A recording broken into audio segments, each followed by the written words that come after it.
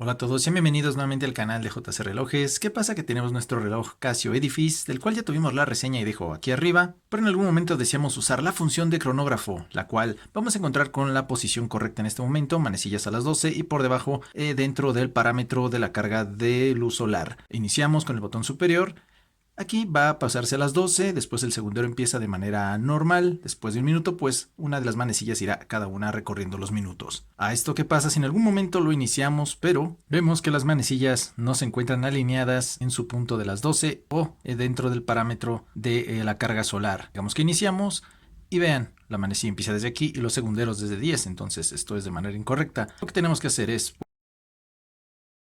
de esta posición que es la inicial, lo sabemos porque la corona está cerrada y el segundero avanza de forma consecutiva. Lo que tenemos que hacer es esta corona separarla en dos clics.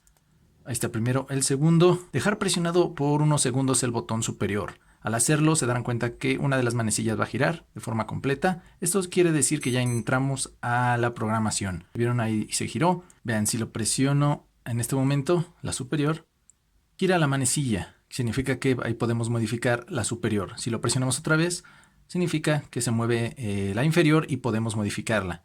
Aquí si presiono el botón derecho, va a ir generando un brinco uno por uno, un salto por cada uno de los minutos. Entonces lo que tengo que hacer es llevarlo al punto de la L, no en M, no en H, sino siempre en L. También no olvidemos que esta manecilla, si no está en funcionamiento de cronógrafo, tiene que estar dentro del parámetro de la carga de batería. Lo alineamos en L, ahí está. Deseamos la superior se encuentra mal también, presionamos una vez, va a cambiar a la superior y dejamos presionado o de uno en uno como ustedes deseen hasta que toque la línea de las 12. Aquí se encontraría de forma correcta. Lo que tenemos que hacer para darnos cuenta que, que así es, pues es cerrar completamente la corona y lo que va a hacer es la manecilla generar su movimiento hasta el punto de carga en el cual se encuentra en ese momento. Vean, presiono y la manecilla inferior ya se puso en el H, quiere decir que es su punto de carga en este momento. Si en ese momento la carga solar es de la mitad, pues ahí se quedará, o si es mínimo, pues también lo hará el cambio ya dentro de este parámetro. Como confirmamos, pues vamos a darle el inicio. Entonces la manecilla inferior tendrá que irse a las 12, esta se queda igual, presionamos